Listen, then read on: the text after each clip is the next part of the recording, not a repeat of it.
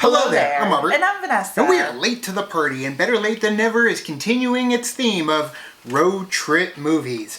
And you can't have a road trip discussion without bringing up one of my favorites, Little Miss Sunshine. Directed by Jonathan Dayton and Valerie Ferris, a married couple that have actually done quite a bit. And they did such movies like Ruby Sparks, Living With Yourself, and Battle of the Sexes. And a lot of rock videos. They did music videos for R.E.M., Korn, Smashing Pumpkins, Oasis. I mean, a huge Red Hot Chili Peppers. Like, they're like many other directors where they came from the MTV generation, creating, shorts for music videos. And then they ended up taking it to the next level and have taken it to the next level together for quite some time. And I think that does happen, you start off slow doing music videos and then you work your way up to doing movies, or you just work your way up to movies. Yep, so let's take a look at the original trailer for Little Miss Sunshine now. I couldn't help noticing Dwayne has stopped speaking. Oh, yeah, he's taken a vow of silence. Cheryl, remember when Olive was runner-up in the regional Little Miss Sunshine? Well, the girl who won had to forfeit her crown. I don't know why, something about diet pills, but anyway, now she has a place in the state contest in Regina. Here it comes. That crescent scream. Yeah. We're going to California. Love it. There are two kinds of people in this world. Winners and losers. Sarcasm is the refuge of losers. How much do I owe you for those pearls? Oh, that one's on the house. Stop it! Laugh it up. He started it. A la mode A la mode. translates as in the fashion. A la mode. Mike, shut up. God, I want to smack him so hard there. Everybody push! They're having a conversation. That's your name, right? Are you getting any? My God, man. Dad. You should be getting That that young young stuff. I know you're a homo and all, but maybe you can appreciate this. Dad, that's enough. Stop it. You're not gonna shut me up. I still got Nazi bullets in my head. Hey! Oh, how about that?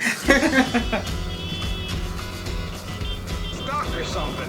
Oh, yeah. Oh, So jeez, I'm being pulled over. oh, here we go. Dean Norris. Just pretend to be normal.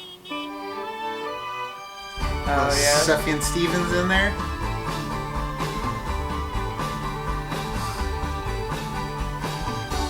Grandpa, am I pretty? You are the most beautiful girl in the whole world. No, you're just saying that. No, I'm not. I'm madly in love with you, and it's not because of your brains or your personality. Grandpa. It's a good cast.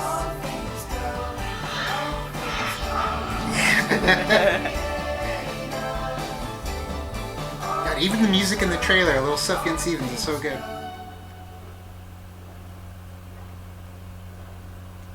Where's Olive? That's right. Oh, yeah. They left Can't her stop. at the gas station. Yeah. I can't. Let's go. Go, go, go, go. Sweetie, jump. Jump in the car. Can't stop. Jump. The one person, the reason why they're going on this road trip. No is one to gets get left the behind. Little Miss Sunshine, definitely one of my favorite films, just because it was the experience that I felt watching this movie, and just the trailer itself embodies that. I walked into a movie, I didn't know anything about it, and when I left, I was in love with every aspect of it, whether it was the acting, it was the music, the direction, the visuals, the soundtrack and score, both of them amazingly put together. It's just well done on all different levels, to the point where I walked out of there and I felt in love with the movie. And it just, one of those movies that echoed through time, where Little Miss Sunshine, I can remember everything about it in terms of the emotions I felt when I first watched it. Yeah, I think that they combined, everything that happened in the movie with the music together, and I think it worked so well. And then that you have Michael Dana doing the music, who he also did the music for Onward as well. Yeah. Which is a recent one that just came out, and I think with that in Devotchka, so indie. Like, I saw Devotchka at Plush, like down on 4th Avenue here in Tucson, Arizona, years ago. The Plush is gone now, they completely got rid of it, but Devotchka was a very folk style, a little bit of like Spanish guitar, flamenco, I don't know, put it together with Michael Dana, who uses a lot of horns, a lot of violins, and Michael Dana won an Oscar for Life of Pi as well. So to go from like Girl Interrupted, Little Miss Sunshine, Life of Pi, and then, you know, right now he was with his brother doing Onward. Right. Like, there is a nice range. Like, you see that when it comes to the directors as well, coming from music videos all the way up to something like this film, which was written by Michael Arndt. Right, who, as you know, Michael Arndt did the screenplay for this movie. He also did Toy Story 3. And funny enough, he was actually the assistant to Matthew Broderick, but he had to quit so he could write this movie, which was a good bet because he ended up winning an Oscar for it. So Best original screenplay. Michael Arndt for Little Miss Sunshine. In order to write Little Miss Sunshine, Michael Arndt had to quit his job as an assistant to Matthew Broderick. Michael Arndt walked away a winner. Abigail Breslin walked away with a nomination. And Alan Arkin also walked away with an Academy Award. Alan Arkin in Little Miss Sunshine.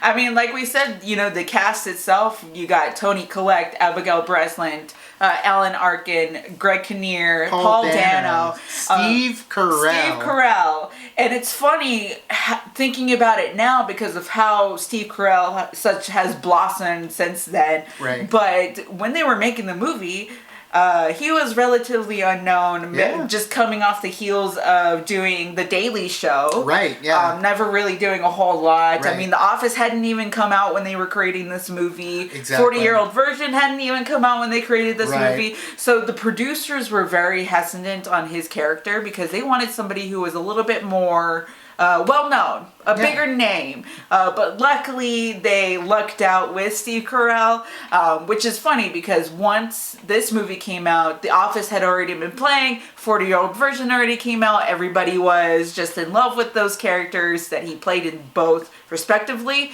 And so when it was time to, you know, do the advertisements, or, you know, for the movie, they were like, hey, Carell, Steve, come on, we need you up front, you know, we need you to stay, like, up front instead of being in the back, so. And that's the thing is, he was very much up front. And yeah, they were hesitant because he wasn't that big of a name, didn't have a lot of experience. Bill Murray was one of the leading choices for Frank, and they ended up giving that over to Steve Carell. And yeah, I mean, he, like you said, blossomed is a perfect word for it because he has done so much, and even ended up doing Battle of the Sexes again with the same director. So they have a type. Paul Dano, Ruby Sparks. So they kind of stuck with the same crowd, which I love. But it's funny, like I could see it happening with Bill Murray. Sure. Because it does seem like a character that he would play, but I'm really glad, you know, they stuck it out and they stayed with Steve Carell. And Thomas Hayden Church was up for Richard, but he turned it down, which he said he regretted later. And Greg Kinnear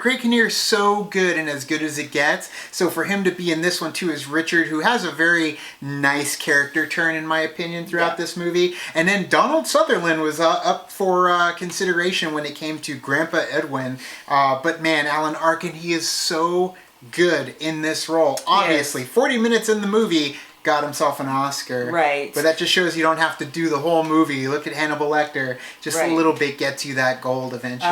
And another thing that I would like to bring up too, you know, especially when it comes to casts, maybe some of the smaller characters that you don't see very much in the movie and they're only there for a little bit. Sure. But you get Bryan Cranston and Dean Norris. So as you know, you have Walter White and Hank Schroeder together. Right, but it's funny because the characters or the family is from Albuquerque. Sure, yeah.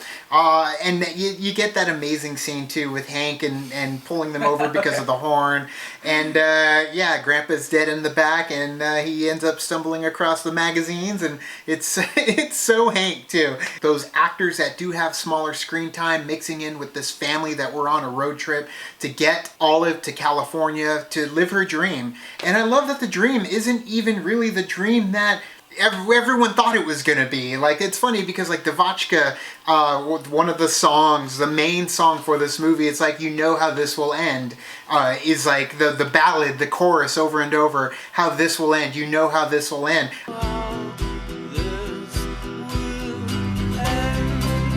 I did not see that ending coming. The dance routine that they set up with Grandpa, like the fact that they all get up there and kind of shove it in the face of all the beauty queens and stuff. And they have the one guy laughing over it. Yeah, the one guy who's like, he's not for it, but he becomes a fan in the end. But yeah, it just goes to show how unorthodox and different this movie is, how different Olive is. That's what they really give you the in-depth character analysis of all these different characters in this movie, and each one plays a part so great that it's just so fulfilling. Like, no CG, no special effects.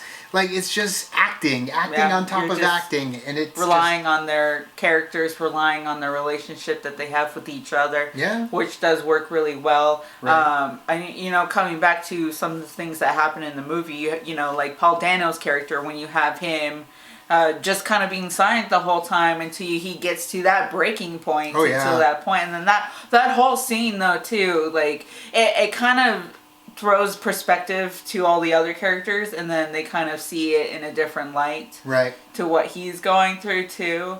So I feel like that's true about all the characters. Yeah, like they each have their own moments that happened. Yeah, and it imprints and reflects onto the other other members in the vehicle, other members of this family unit that are even not really together. They're kind of divided when you first meet them, but they get brought together, and it ends up being those moments with each other that connects them even more to the very end when they're all dancing together at the beauty pageant. Right. But man, that Paul Dano breakout, that and you see it with Olive too, when she gets really excited to the point of the scream. That's what got her an Oscar nomination. Paul Dano still hasn't even received an Oscar nomination, but should have for this movie, because like you said, he's silent the entire movie, writing things down, and he ends up exploding with emotion. And with Paul Dano, the emotion just seeps out slowly to the point where you're just heartbroken for him. You're heartbroken for everybody. You're heartbroken for Steve Carell's character, Frank, right out of the gate. Right. And I mean, recovering from a suicide attempt,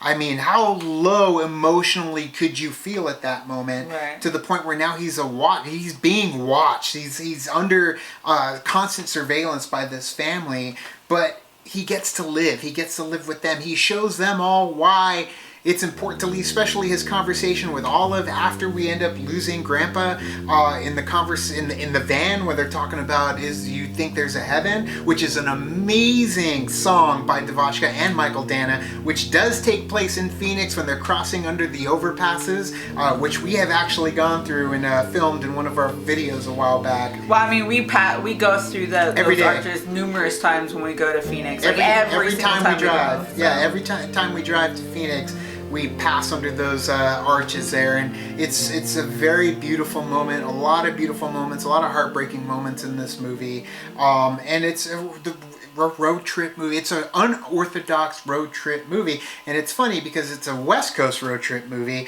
and yet it was supposed to take place on the East Coast from Maryland to Florida, and it ended up not happening because of budget, because of money. It took 5 years to make this movie, and eventually they got it made, and it gave us a hell of a show, a hell of a ride, and a hell of a trajectory for a lot of these actors to kind of springboard for some of them. Paul Dano, Abigail Breslin, Steve Carell, but you ended up getting, some already certified veteran actors like Toni Collette, Greg Kinnear, and Alan Arkin coming together in one film. So Little Miss Sunshine, one of my favorites. What do you guys think of it? Let us know down in the comments below. You can also like and subscribe. And do the thing on our Facebook, Twitter, Tumblr, Instagram, Stardust. All the social networking gin joints, you know where they are. Kick into the party, fuel the party, keep the party going on our Patreon. Thank you so much. Check out our reactions to What We Do in the Shadows, available on our channel now. New episodes coming out late every Wednesday. So thank you guys so much, and as always, now it's time to say goodbye. This party is over. Bye. Bye.